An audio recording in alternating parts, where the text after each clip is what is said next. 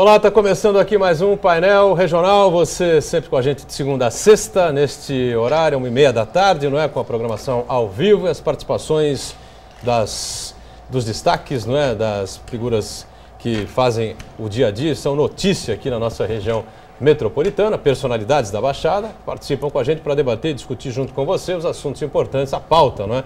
Da nossa região metropolitana e os assuntos de interesse nacional também.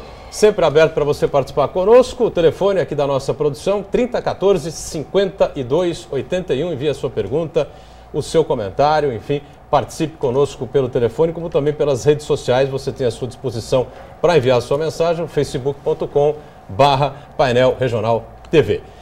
Sempre começando aqui pela minha esquerda, está conosco nesta edição o advogado Rafael Meirelles, especialista na área trabalhista, ao lado dele o Heraldo José dos Santos, comentarista habitual aqui do painel, e aqui à minha direita a doutora Tânia Rodrigues, advogada que também atua na área trabalhista, não é? Sempre na abertura do painel regional, você acompanha aqui, confere comigo as manchetes dos jornais que fazem a parceria com o painel regional, como é o caso do DL, Diário do Litoral, saindo aqui e circulando pela cidade e pela região, está aí a manchete do DL, 200 milhões de reais serão injetados na região. Pagamento a 300 mil segurados começa hoje e vai até 7 de outubro.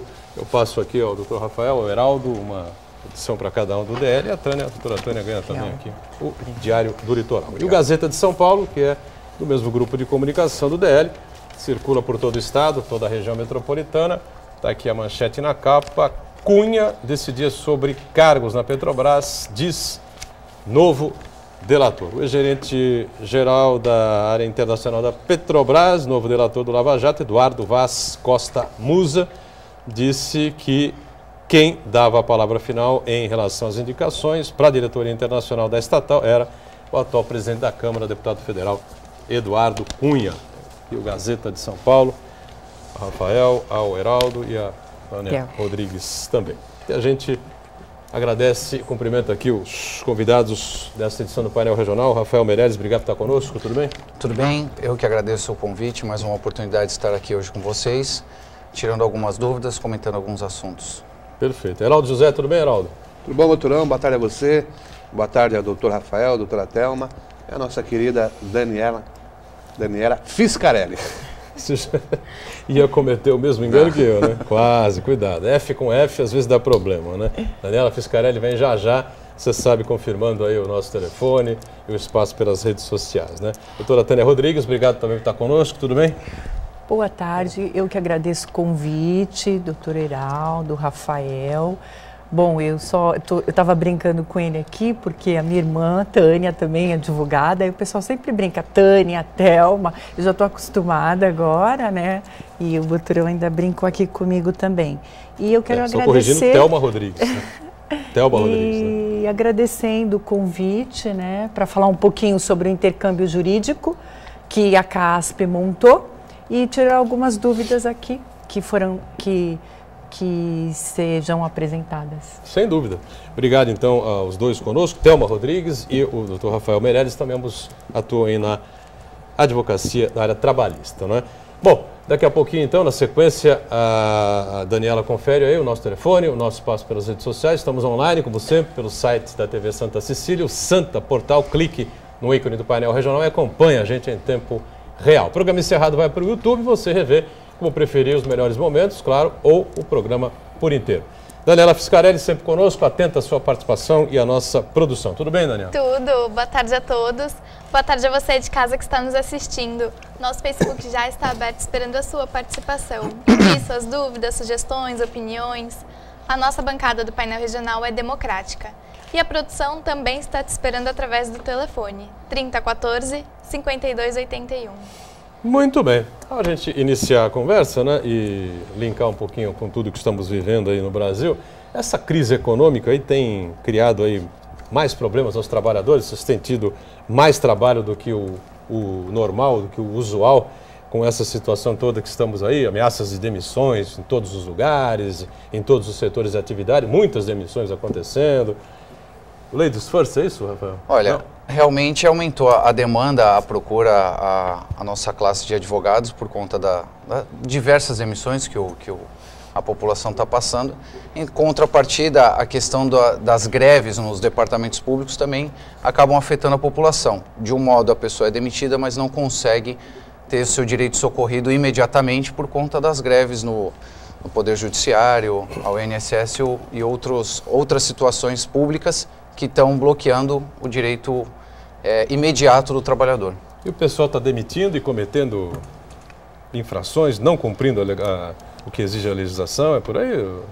O que eu tenho visto nesses dois últimos meses, né, que eu estou aqui no Brasil, é a relação da suspensão de contratos em algumas empresas para que se possa restabelecer a economia, a estabilidade da empresa.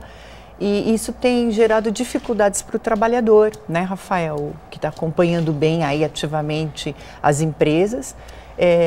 Mas assim, a princípio, até agora, pelo que eu tenho visto, todas as demissões elas estão sendo pagas corretamente, com exceções às vezes de algumas empresas mas isso já acontecia antes também, né, Rafael, de não ser daqui da região, só vem prestar serviço durante algum período e depois não honrar os compromissos.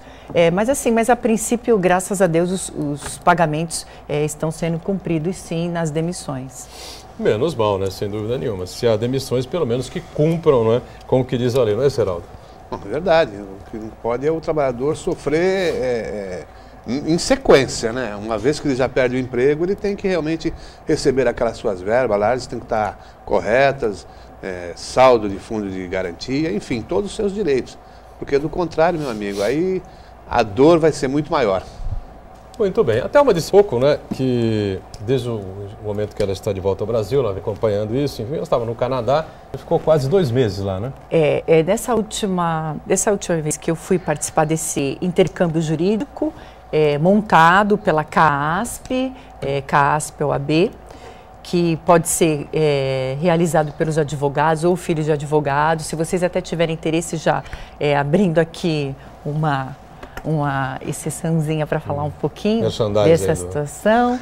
A CASP montou esse curso para os advogados, filhos de advogados, e tem sido uma experiência muito boa.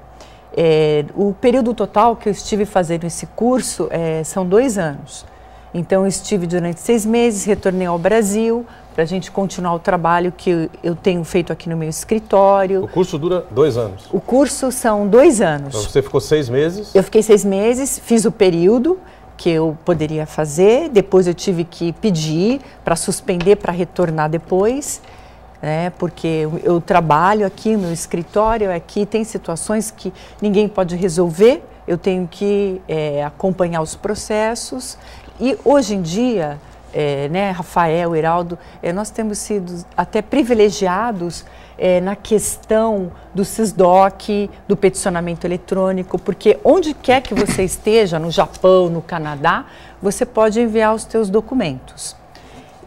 Mas assim, para te dar uma resumida desse intercâmbio jurídico montado, ele oferece vários cursos que você pode fazer, que é o curso de English legal, de escrita, você pode também fazer pronúncia.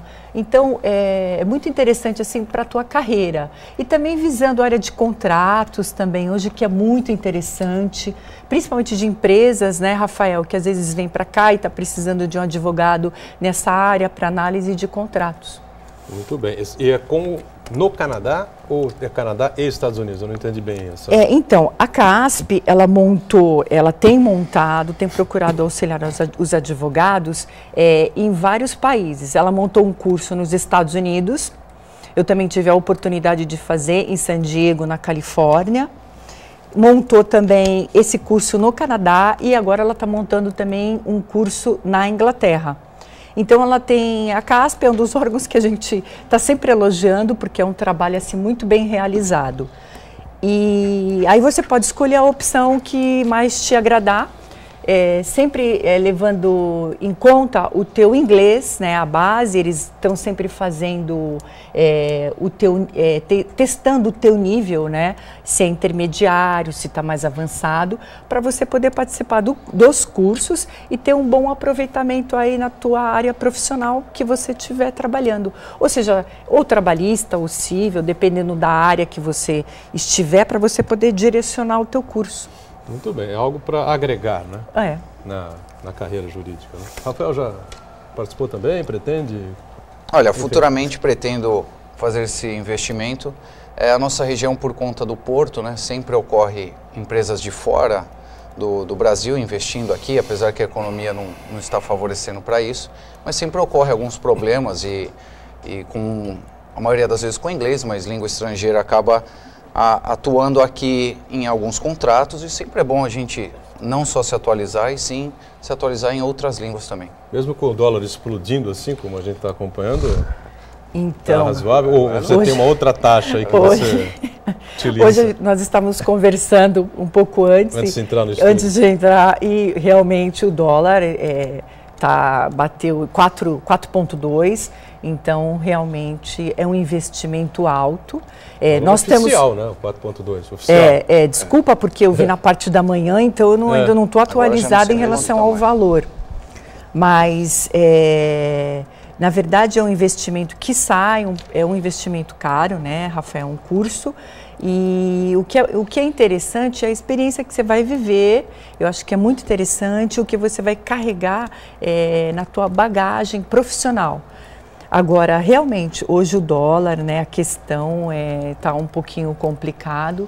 Nós conversamos antes e vamos ver aí até o fim do ano como é que fica essa variação, né?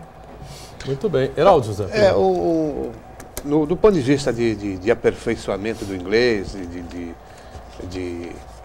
para você conversação, de escrita, isso aí tá muito claro. Agora, o que eu vejo é o seguinte, em termos de legislações, por exemplo, nós temos a nossa legislação, a legislação brasileira, e também nesses cursos você tem conhecimento da legislação dos outros países. Quer dizer, de que maneira isso pode ser aperfeiçoado ou aplicado no Brasil? Porque a gente sabe também que o costume, ou muitas vezes exemplos de fora, servem às situações brasileiras e acabam criando jurisprudência. Você acha que isso pode vir a ocorrer, Thelma, para o profissional que faz esses cursos, que também busca a realidade de outros países, ou no direito do trabalho, no direito civil, enfim, de maneira geral?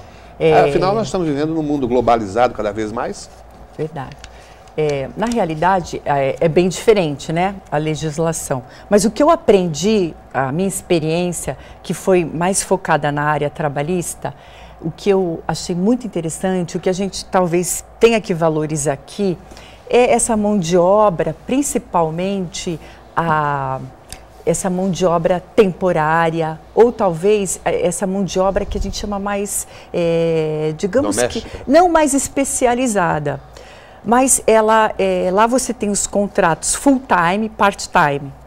E o que é interessante? Onde você trabalhar, principalmente quando é público ou atendimento, o que eles sempre têm embutido, que é o que aqui nós falamos gorjeta. Só que a gorjeta, ela vem embutida no salário e muitas vezes para o trabalhador.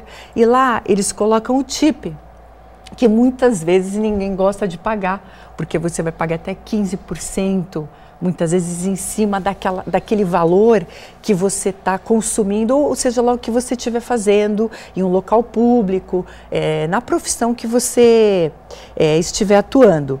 Então, assim, o que seria interessante, não que dê para a gente usar aqui, sabe, o Heraldo, porque é muito difícil, são nações muito diferentes, mas eu acho que é algo que a gente pode focar muito, porque até já existe, né, na nossa legislação, essa questão da gorjeta. Então, tudo isso a gente também pode aproveitar para trazer esse tipo, para poder trazer mais esse benefício para o trabalhador. Muito bem. Em termos de trabalho, você falou do full time Então, o full-time é um contrato período integral. Né? E o part-time... Part-time é o que você usa lá, é muito para estudante. E normalmente quando o estudante vai, ele está cursando um high school, uma universidade. Então, o que é permitido lá? Você fazer esse trabalho que são 6 horas. Você termina o teu contrato, que durante 6 meses, aí 3 meses você estuda e depois 3 meses você pode trabalhar também. Aqui se reclama muito, parte do empresário, né, da carga, né, tributária em cima do funcionário, né, que a economia poderia girar melhor, poderia funcionar melhor, enfim, se não houvesse tanto imposto a pagar. Porque o cidadão o empresário contrata um cidadão por vamos dizer assim, R$1.000, né? O custo total desse funcionário vai sair o dobro, né, normalmente, né? Então o empresário reclama muito dessa coisa, enfim. O Canadá tem um outro tipo de relação, que lá, empregador e interessante, empregado. É isso que eu estava falando, conversando até com um canadense. Ele estava falando na questão do 13º salário. Ele demorou muito para entender como assim pagamento de 13º salário. Não tem 13º salário. Só que a hora trabalhada, o valor, né? Porque normalmente lá os contratos são por hora, o valor é muito mais significativo. E o que inclui muito, principalmente dependendo da área que você trabalhar, é a inclusão desse TIP, né? Desse adicional que é pago. Então isso é assim que faz a diferença, né? Muito bem. Rafael, perdão, tem acompanhado também essa coisa toda? Como Sim. Só para completar o que a doutora Thelma falou, o problema do Brasil seria a carga tributária, o custo de um funcionário a uma empresa. Nós estamos falando de um funcionário, imagine uma grande indústria com 3, 4, 5 mil funcionários. Então você não consegue repassar ao trabalhador uma remuneração melhor ou até que a pessoa mereça por conta da carga tributária. Então, por trás de um funcionário existem outros benefícios e por conta disso existe mais recolhimento de fundo de garantia, mais a carga previdenciária. Então, para a empresa, o custo de um funcionário sai muito alto. Então, em vez da empresa remunerar melhor seu funcionário, ele na verdade tem que pagar essa carga tributária toda e que depois o funcionário fica até um pouco inconformado porque esse retorno não acontece. O fundo de garantia, ele tem o seu fundo de garantia, ele consegue levantar, dependendo do motivo da dispensa, mas às vezes recebe 60% do que era a sua remuneração, às vezes nem isso, se a pessoa recebe bem. E, na verdade, todo aquele investimento que a empresa fez no funcionário, ela não tem retorno. E o mundo afora, vamos dizer assim, de uma forma geral, ele consegue diminuir a carga tributária e remunerar melhor o seu funcionário. E por conta disso, é uma consequência. A mão de obra sai melhor, o funcionário trabalha mais motivado, é como se fosse uma motivação. A pessoa recebe mais, vai trabalhar melhor, vai se doar mais, mas no Brasil, infelizmente, a carga tributária faz que o empresário não consiga investir na sua mão de obra. Isso não muda, né? De jeito nenhum. E numa situação entra como governo, sai governo, entra numa congresso, situação sai como congresso. essa que estamos vivendo, é mais difícil ainda de se pensar em reduzir, né, desonerar as empresas, como é o pleito maior dos empresários. Quer dizer, fica realmente muito difícil mesmo. O cachorro fica mordendo o rabo o tempo todo, né? Porque a desoneração das empresas agora viraram as demissões. Para enxugar a folha, na verdade, eles estão demitindo as pessoas. Ontem eu vi uma reportagem também na TV, empresas que passaram por diversas crises, hoje eles preferem fechar a empresa porque não conseguem honrar com seus compromissos com seus funcionários. Então, hoje, infelizmente, o que a economia fez, o que está fazendo, é que as empresas estão encerrando as atividades ou suspendendo por tempo indeterminado e demitindo seus funcionários. O empresário faz um esforço ali momentâneo para pagar os encargos, a demissão, enfim, a multa, os 40% do fundo, essa coisa toda, né? Uhum. E depois alivia a folha um pouco, né? O que é ruim para todo mundo, né? No final das contas. E aqui a gente só está mencionando esse paralelo, né, do contrato de trabalho aqui no Brasil, no Canadá. E como o Heraldo mencionou, como você está estudando, então você está buscando soluções, está buscando jurisprudência, algo que possa ajudar, né? Mas realmente a situação é muito diferente. Uma das alternativas que se tem praticado, principalmente nesse período de crise, é, na verdade, propor aos funcionários a redução do salário durante determinado período. Muitas empresas têm feito isso. É claro que os sindicatos são contra, né?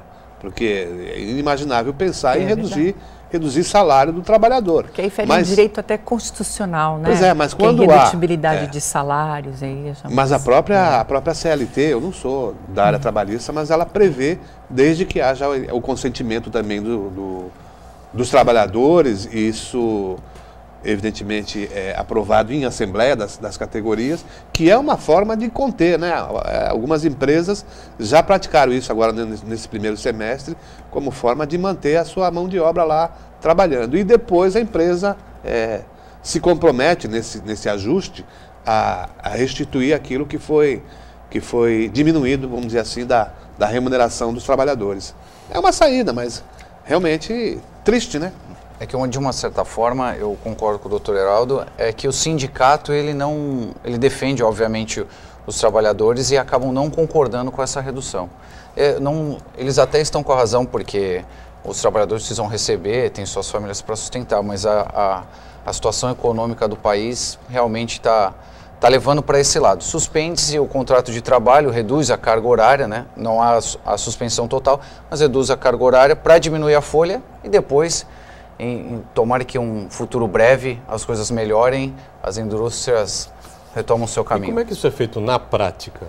Vai lá na carteira de trabalho do cidadão e fica alguma coisa gravada lá? Como é que é isso? Se for na forma que o Dr. Heraldo falou, há uma assembleia da categoria, tanto das empresas, dos trabalhadores e das empresas, os sindicatos, e chegam a um consenso para suprir as horas. Você reduzir as horas, né? E faz o contrato de trabalho um pouco mais reduzido. Se houver um consenso de todos, amanhã, se alguém quiser reclamar na Justiça do Trabalho, não vai poder, porque houve um consenso de ambos os lados. Certo. Então, reduz a carga horária, reduz o salário por um determinado período. Muito bem. Já fizemos isso aqui. Eu lembro. Aqui não é aqui não. Aqui na cidade. Na cidade de Santos. Na cidade de Santos, é. Muito bem. Vamos fazer o nosso primeiro intervalo. Só lembrando uma nota importante aqui que vem da Prefeitura de Santos, o Fundo Social de Solidariedade já iniciou a campanha para o Dia das Crianças. O título Doação de Brinquedos 2015, a arrecadação tem como objetivo atender todas as entidades assistenciais cadastradas que atuam no atendimento e apoio à infância. Doações podem ser efetuadas até o próximo dia 7 do mês de outubro. O apoio aí do Fundo Social conta com 81 instituições que atendem crianças com idades de 0 a 12 anos. Né? Em 2014, a campanha conseguiu um pouco mais de 7 mil unidades. Intervalo, volta.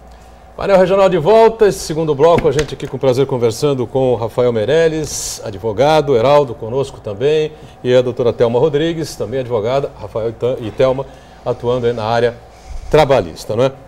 O Rafael citou as oportunidades que o Porto aqui de Santos dão aos advogados, que, claro, agregam valor aí, ou valores, né, à profissão. E na última terça-feira, Heraldo, tiveram conosco aqui dois presidentes de sindicatos, e o Cirino do Sindaporte teria dito aqui num dos momentos, né, que seria a semana final aí da CEP, Secretaria de Portos, Secretaria Especial de Portos, ou Ministério dos Portos, na verdade, né? E pelo site da UOL, da Folha, hoje a presidente parece que desistiu de criar o Ministério da Infraestrutura, unificando aí portos e aviação civil também, né? E aviação civil e portos devem continuar, e além disso a saúde vai ao PMDB também, né? Arthur Quioro, que é santista, né? Foi secretário de Saúde de São Vicente e de São Bernardo do Campo, mais recentemente São Bernardo, né? O atual ministro já avisou lá o seu gabinete, seus assessores, inclusive o nosso ex-vereador, ex-deputado Fausto Figueira, né? E que ele será, ou deverá entregar o cargo em breve, talvez na semana que vem, não sei exatamente, porque o PMDB ficará com a saúde, né? Eu Aliás, acho... dois deputados extremamente desconhecidos, né? Um lá do Piauí e outro o Maranhão, Pernambuco. Paraíba, né? Paraíba, ou da Paraíba, né? Paraíba. Que estão aí concorrendo para sentar na cadeira do Arthur Quioro. Não sei, eu acho que a Dilma está apostando a aprovação de todas essas medidas aí, anticrise, com apoio apenas do PMDB, porque nova configuração do Ministério está entregando muitos cargos aí para o PMDB. Inclusive, você mencionou, né, que o Ministério da Aviação será fundido à Secretaria dos Portos. Ficaria um Ministério só. Haveria essa fusão, mas ela parece que desistiu disso. Vai manter os portos, vai manter. Vai manter? Separadamente. Se realmente for isso. Mas, de qualquer maneira, nós vamos ter a troca aí em breve, né? Porque o secretário dos Portos já, desde quando assumiu, ele já disse que ficaria por tempo determinado, porque vai concorrer à cidade lá, à prefeitura da sua cidade, São João do Rio Preto, salvo engano. É verdade. Então, não sei aonde que ela vai mexer mesmo, né? E hoje eu acompanhava o debate na Rádio Bandeirantes, curiosamente, e o pessoal comentava o seguinte, né, que nessa discussão aí da reforma ministerial, o PDT também vai ser contemplado aí, o PDT. PMDB com cinco ministérios, ou mais 4 agora, porque ia haver a fusão de portos e aviação civil, parece que não vai haver mais, então não sei se vão ser mais 4 ou mais 3 para o PMDB, outro para o PDT, outro não sei mais para quem, o PROS volta não sei com qual, a gente não sabe exatamente ainda. E aí alguém teria perguntado, sussurrado ao ouvido da presidente, a senhora não está esquecendo de nada? Ou de nenhum partido, não? E ela falou, não, acho que não. A senhora lembra qual foi o partido pelo qual a senhora disputou a reeleição? Número 13, da estrelinha. Não tem nenhum nome aí marcado do PT aí. Novo nome, né? Aí ela falou, não, parece que alguém falou, não, parece que é verdade. Bom, então vamos sentar de novo para a gente poder rediscutir essa questão, esse assunto. Né? Aliás, foi uma das orientações do ex-presidente Lula, que ainda está lá em Brasília, e foi exatamente orientar a presidente para essa reforma ministerial e com a recomendação. Tem que contemplar os aliados. Né? É claro que os aliados têm que vir para o governo na ótica do presidente, do ex-presidente Lula e da Dilma. Agora, deixar o PT de fora aí vai criar uma cisão desgraçada. Guerra interna. Né? Aliás, tem o Walter traz um destaque numa fala do ex-presidente Lula, que ele diz o seguinte: prefiro perder ministérios do que perder a presidência da República. Né? Então, antes da Dilma ser mantida no cargo, né? Antes não aconteceu o processo de impeachment e a gente entregar aí alguns ministérios do que perder a presidência da República. Daniela Fiscarelli, temos um VT, é isso? Isso, o nosso repórter cidadão Cristiano Silva esteve em frente ao INSS para saber qual é a opinião da população sobre a greve. Acompanha na matéria. Boa tarde, amigos do painel regional. Estamos aqui em frente ao Instituto Nacional de Previdência Social, aqui na Epitácio Pessoa, aqui no Canal 5, que ficou mais de 2 meses em greve e parece que agora está voltando ao normal. Eu estou com o Marcelo, que é estivador e que veio usufruir dos serviços aqui do INSS. Já está funcionando, Marcelo? Olha, eu vim aqui, fui bem atendido, parece que já está voltando ao normal o funcionamento, foi rápido tudo e resolveram o assunto já de pronto. A greve prejudica o trabalhador? Lógico, prejudica, né? Nós que estamos aí afastados, tudo, dependendo do benefício, com a demora a gente não consegue receber o nosso benefício e não consegue pagar nossas contas, né? Continuamos aqui no Instituto Nacional de Previdência Social, agora com a dona Wanda, que recebe o auxílio de ajuda ao idoso e que também não está muito satisfeita, não. Está funcionando o serviço, dona Wanda? Nada, está vazio aqui, vazio. Continuamos aqui no posto do INSS, agora com Josimar Bezerra, que é trabalhador avulso do Porto e que também veio aqui no INSS. Está funcionando? Olha, parcialmente, né? Isso prejudica vocês? Sim, porque para mim, no meu caso, já tinha sido marcado pela segunda vez já, né, a perícia e acho que tem um perito só ou 2 só atendendo, né? O atendimento está bem devagar mesmo, está bem lento. Imagens, Rafael Serafim, eu, repórter cidadão aqui do Instituto Nacional de Previdência Social para o painel regional. Muito bem, estamos voltando aí. Parabéns ao repórter cidadão, ouvindo as pessoas na porta do INSS. Claro que está todo mundo irritado, né? As pessoas têm que ir lá resolver os seus problemas, entrar com requerimentos, com processos, essa coisa toda, para verificar as suas situações, e com a greve não é possível fazer absolutamente nada, né? E há quem diga, viu, Heraldo, Rafael e Thelma, que havia um apoio aí do Ministério, um conchavo aí do Ministério da Previdência com essa greve aí dos funcionários, para segurar um pouco a coisa, para evitar que as pessoas fossem atendidas, que os processos andassem, para a coisa não ser mais complicada ainda para os cofres já oneroso, né? onerosos, né? Vocês acham possível isso, Rafael? Você acredita numa coisa dessa? Olha, acreditar eu acredito. A gente consegue ver... Tenta não acreditar. Coisas, exatamente, tem coisas que a gente imaginou que jamais aconteceria e hoje a gente vê que é uma realidade. É que até a greve acaba onerando o governo, porque pessoas que poderiam receber alta para voltar aos trabalhos acabam recebendo por conta da falta do atendimento aos médicos e dos funcionários para constatarem alta. Então, pessoas que poderiam já voltar ao trabalho acabam recebendo ainda do INSS por conta da greve. Então, de uma certa forma, acaba onerando também. Além de onerar, acaba fazendo uma revolta da população que não tem atendimento. Ao mesmo tempo, um pouco de inconformismo, ou muito, dos funcionários do INSS. Então, assim, a greve para o governo é péssima. Então, eu até acredito que alguém possa ter orientado e falar, olha, não é o melhor caminho fazer a greve nesse momento. Vários setores já estão em greve. Aí vem o INSS e ajuda a fazer mais uma pressão, aí o governo fica mais intimidado, vamos dizer assim, mais incomodado.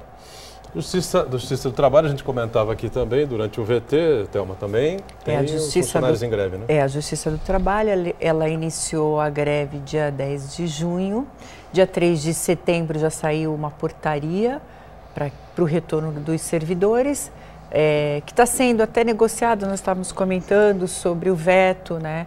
E vamos ver essa semana o que vai ser decidido e parece que vai ser votado na semana que vem. Mas o atendimento foi um pouco precário, mas houve já uma negociação entre a OAB e o sindicato dos servidores, né, em relação, né, Rafael, para os advogados. E é uma situação também um pouco delicada, né? E, bom, infelizmente no Brasil a gente está com inúmeras situações delicadas. Então, eu comentei também antes com você, comentamos inúmeras coisas, mas eu acho que não vamos começar a fomentar através de redes sociais o momento agora, olha, não é um momento para a gente ficar criticando um funcionário ou advogado. Eu acho que é um momento para a gente tentar encontrar soluções, buscar soluções. Pois é, e com essas paralisações todas, como é que se recupera o tempo perdido? Olha, são muitos processos, né? Foi o que eu falei até no início do programa. O trabalhador demitido hoje, ele ingressa com uma ação na Justiça do Trabalho. Na maioria das situações, há audiência, porque o juiz não está de greve, e seu assistente também não. Mas houveram vários dias que nem as audiências estavam tendo. Dependendo da dispensa, ou por mais que tenha uma dispensa sem justa causa, e a empresa entregou as guias, ele não conseguiria dar entrada no INSS e no Ministério Público, no Ministério do Trabalho, porque também estavam em greve. Então o trabalhador ficou de mãos atadas. Recebeu sua rescisão, acabou o dinheiro, ele não consegue ter os demais benefícios. Agora, com a volta, a Justiça do Trabalho está voltou, em alguns dias tiveram atendimentos normais, depois suspenderam os atendimentos por conta da votação, o INSS está voltando, a gente espera que se normalize a situação. Para a classe dos advogados é péssima a situação, porque muitos advogados são especialistas em Justiça do Trabalho e só exercem este ramo de atividade. Então dependem da Justiça do Trabalho. Só que a classe trabalhadora, de forma geral, que é dispensada, está sendo muito afetada. É a que mais está sendo afetada. Por quê? Recebe sua rescisão quando recebe, porque muitas empresas chegaram a um ponto de não conseguir nem pagar a rescisão. Libera-se as guias, mas não consegue dar entrada. Então existem trabalhadores em casa sem saber o que fazer, esperando uma audiência, uma tentativa de acordo, ou uma liberação de alvará para tentar sustentar sua família ou procurar um trabalho de uma forma mais digna. Na paralisação do INSS também há todo esse represamento. Imagina a situação daquele que, por exemplo, sofreu um acidente ou está acometido de alguma doença que o impossibilita de trabalhar, ele recebe do médico ali aqueles 15 dias, que é obrigação do empregador, mas ele não consegue dar entrada no INSS. E aí, passados os 15 dias, como é que fica a situação desse trabalhador? Ele vai voltar a trabalhar sem poder, no caso daquele que realmente não pode trabalhar? Quer dizer, ele fica num limbo. E todos aqueles que já estavam em tratamento e tal, até que a autarquia volte a operar naquela sua normalidade, fica todo esse represamento e vai empurrando, tornando mais demorado ainda o atendimento. Daniela Fiscarelli tem participações com a gente aí? Sim, uma pergunta do Cosme da Areia Branca. Por que as pessoas que se aposentam por invalidez de acidente de trabalho têm que esperar 5 anos para receber os direitos trabalhistas e rescisões aqui no Brasil? Pessoas que se aposentam? Por invalidez de trabalho. Pessoas têm que esperar 5 anos? Por acidente de trabalho. Por acidente de trabalho? Eu acho que não tem lei nenhuma falando disso. Eu acho que ele misturou as duas coisas, né? Provavelmente ele está citando uma morosidade do judiciário.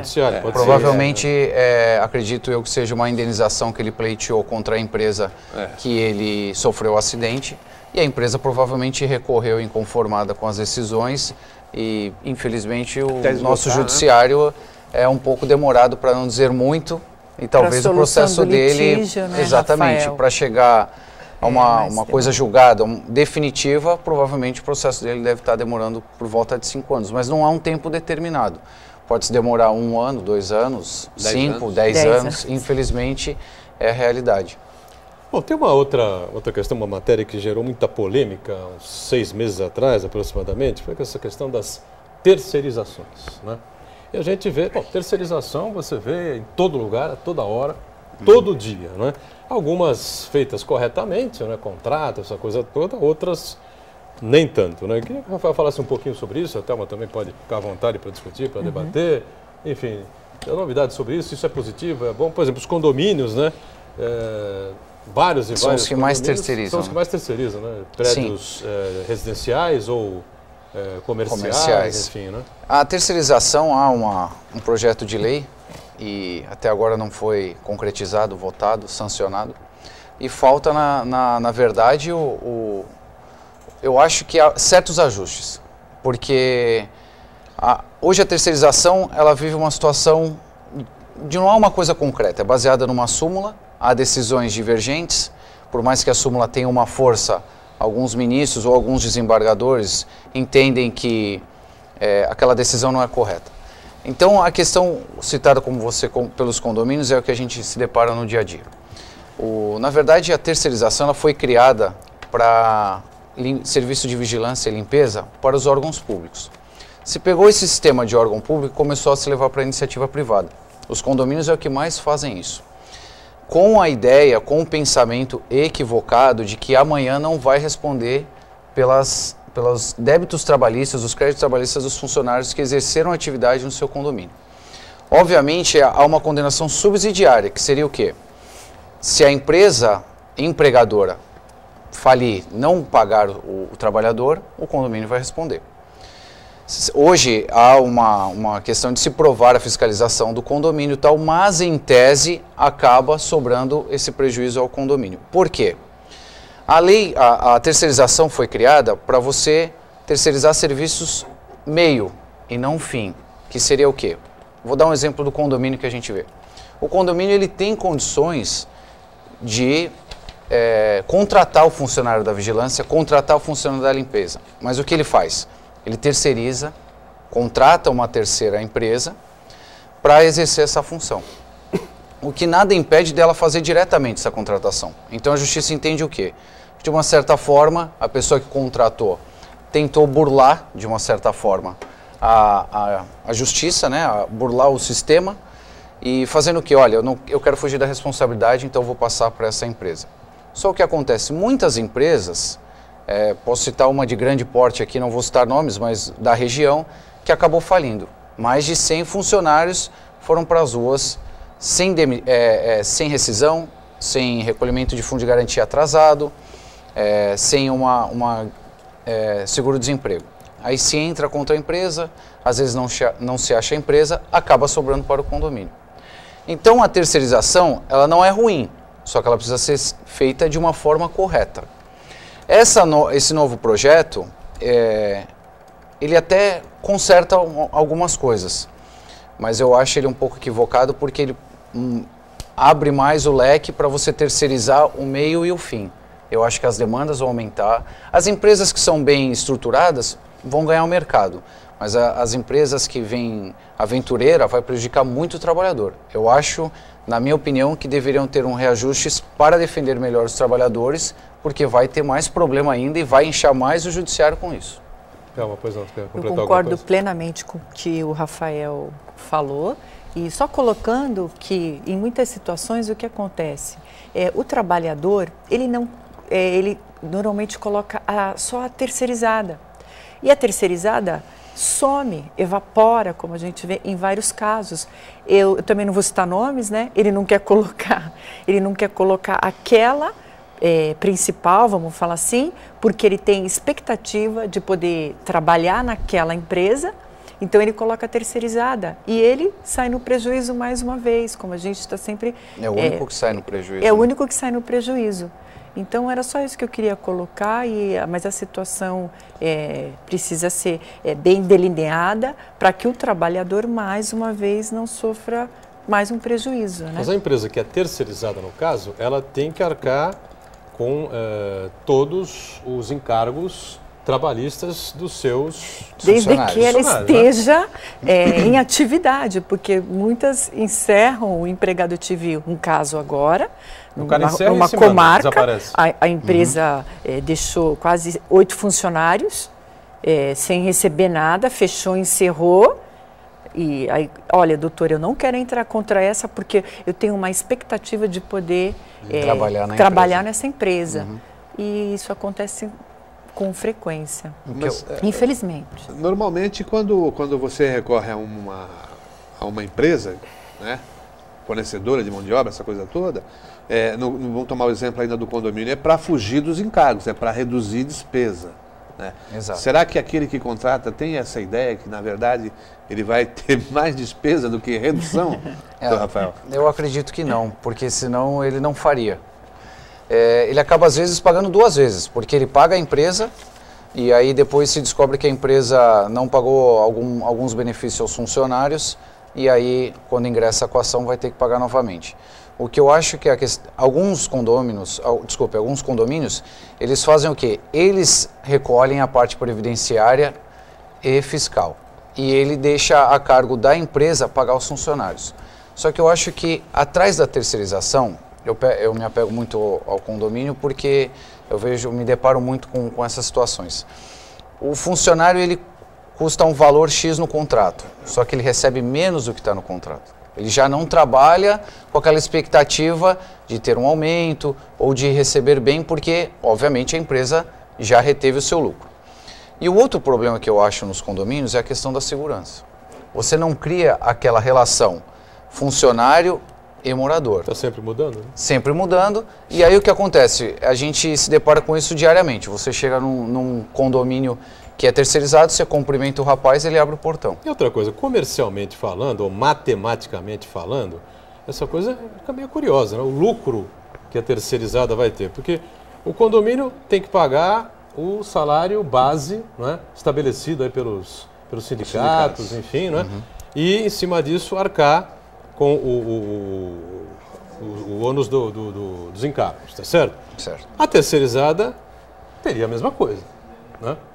A terceirizada cobra o quê? Uma taxa de administração? Assim, o lucro seria na taxa de administração. Poderia ser, só que ele já inclui, às vezes, um valor maior, porque supostamente não é taxa de administração, desculpe, uma taxa de fornecimento de mão de obra. Sim, já incluiria uma terceira pessoa, porque seria o suposto folguista. Ou, se tiver uma falta, eu tenho um funcionário para repor. Sim. Então, só que há um sindicato dos funcionários terceirizados, que nem sempre bate o valor da classe trabalhadora do vigilante, que seja do porteiro, com essa terceirizada. Então se inclui nesse outro sindicato, que é um valor mais baixo, e aí acaba gerando esse lucro para terceirizado. Seria esse. Só que eu acho que o grande perigo é depois pleitearem tudo isso na Justiça do Trabalho e o condomínio arcar novamente com isso. E ainda mais a questão da segurança que eu citei na relação funcionário-morador e os encargos trabalhistas que você... E outra coisa, o funcionário ele trabalha, querendo ou não, para o condomínio. Claro. A única coisa que muda, burlando, é o empregador. Vamos aproveitar para você. Terceiro e último bloco aqui do painel regional. O advogado Rafael Meirelles conosco, Heraldo também, a doutora Thelma Rodrigues e a Daniela trazendo perguntas dos nossos telespectadores, né, Dani? Pois não. Isso mesmo. Uma pergunta do Marco César Brito. Doutora Thelma, gostaria de saber o que você acha sobre a publicação que o Jornal da Cidade fez sobre o portuário, denegrindo os trabalhadores portuários. Bom, quero agradecer a pergunta e também vou te dar minha posição. Desculpa, que a gente fica até... o que eu quero dizer é o seguinte, eu nasci em Santos, eu milito na advocacia trabalhista há 23 anos, eu trabalho com portuário há 20 anos, então onde eu cresci, que foi ali na ponta da praia, no BNH, só tinha estivador. O meu vizinho era estivador. Então, quando fala do estivador, mexe até um pouquinho comigo. Por quê? Porque faz parte da minha história, faz parte da minha cidade, faz parte do meu trabalho hoje. E eu acho o seguinte, quando você usa a mídia, principalmente um jornal que veicula, né, muito, que todo mundo está lendo, a Gazeta, seja lá qual for, eu acho que você tem que ter muito cuidado com o que você está falando. Porque eu trabalho com estivador há 20 anos e eu posso te dizer que todas as categorias têm os seus péssimos, bons, excelentes, mas são excelentes trabalhadores. Eu acho que nós temos que nos orgulhar, inclusive. A cidade tem até a estátua aqui, o maior porto da América Latina. Então é um absurdo a gente falar qualquer coisa em relação a essa categoria. E quando a gente falar, a gente tem que ter documentos na mão, você tem que ter uma pesquisa, você tem que ter tudo muito bem elaborado para não causar justamente o que houve aí, manifestações. Então, eu só quero te dizer, meu querido, desculpa, teu nome é Marcos, né, querida? É Marcos César Brito. Marcos, eu quero aqui deixar que eu não concordo, tá? E como eu já te disse, vocês fazem parte da nossa história, vocês fazem parte da nossa sociedade, então nós temos que respeitar os estivadores. Perfeito. Só isso que eu queria dizer. Daniela, mais participações com a gente? Tem sim, do Pedro da Vila São Jorge. Referente ao pessoal que está afastado pelo INSS, a empresa é obrigada a continuar com assistência médica ou não? E aí, Rafael? Depende do motivo da dispensa. Se ele está afastado. Se ele está afastado? Pelo sim, INSS. o recolhimento continua normalmente. A empresa continua. A empresa continua arcando com o recolhimento até para subsidiar o INSS, fomentar financeiramente o INSS para poder arcar com essas despesas. Muito bem. Mais participações aí, Daniel? Do Uriel Vilas Boas. A prática empresarial brasileira mostra que o empregado não levaria vantagens se houvesse uma redução tributária. Infelizmente, uma demonstração se dá com a terceirização que está presente em todas as atividades, reduzindo o nível salarial dos trabalhadores. O que vocês acham dessa afirmação? Com relação ao que a gente discutiu do terceirização dos condomínios, né? Eu acho que teria razão, né? O que eu ponderei é que a carga tributária sendo reduzida seria este valor da carga tributária passada ao trabalhador. Não simplesmente só reduzir. É você fazer o pagamento para a pessoa correta. Não adianta você fazer ter uma carga tributária alta sem ter o retorno. Eu acho que isso sempre a indignação brasileira é você pagar impostos altos e não ter o seu retorno. Então a minha crítica é se você reduzir a carga tributária e repassar ao trabalhador. Repassar para a pessoa que efetivamente trabalha para você, que efetivamente está produzindo em prol da economia e não para o governo. Muito bem. E aí, Daniela, tem mais gente conosco aí? Tem sim, uma pergunta do Custódio Fernandes. Segundo o ex-presidente Lula, em entrevista ao Estadão, é melhor perder algumas secretarias do que perder a presidência. O que vocês acham disso?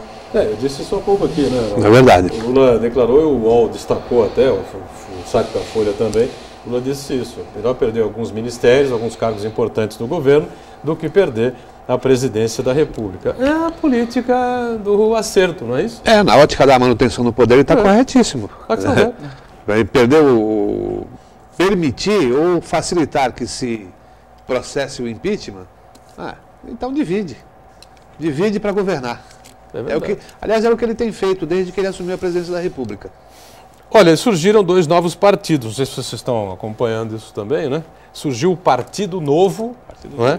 Com profissionais do setor privado, que não tem aí experiência política, né, praticamente nenhuma, muito pouca, com ideias liberais, acho que é para terceirizar tudo de uma vez. Aí é complicado. Entendeu? Vender todas as estatais, deixar o governo ou o Estado, enfim, cuidando aí do meio ambiente, da saúde, nem sei se a saúde entra nisso também, e da educação. E, finalmente, fogos, rojões, né? Acho que vem furacões por aí, foi liberado e oficializado o Rede Sustentabilidade, né? Não é isso? Rede Sustentabilidade, né? É o partido encabeçado aí pela ex-senadora, ex-ministra Marina Silva, que, evidentemente, que se tivesse o Rede viabilizado há um ano atrás, poderia ter feito um barulho muito maior, levado aí um risco muito maior de ter ido ao segundo turno para disputar ela, Marina Silva, contra a presidente Dilma, e aí eu não sei se teria aí tanto telhado de vidro para bater como o PT teve com relação ao Aécio Neves, né? Quem elogiou muito o surgimento desses dois novos partidos, que nascem sem vícios, essa coisa toda, foi o ex-presidente Fernando Henrique Cardoso, né? Sabe lá, né? Temos que aguardar, né? O que esses partidos vêm colocar, vêm propor aí na prática, né? Olha, a gente sempre pensa um lado otimista da situação. Então eu espero que venham pessoas com ideias novas, com ideias boas e, acima de tudo, honestas. É o princípio básico, né, então? É o princípio básico. Nós temos, na verdade, nós já temos agora, são 34 partidos. Eu ouvi alguma coisa nessa... 34º, 35º. Então, 34º. Quarto, né? 34. Né? Mais um partido, mas, como o Rafael está falando, se vier com novas ideias, agora se vier com a mesmice, né, em que nós temos presenciado, práticas, né? Com as mesmas práticas, não é bem-vindo. Muito bem, Dani, tem mais alguém conosco aí?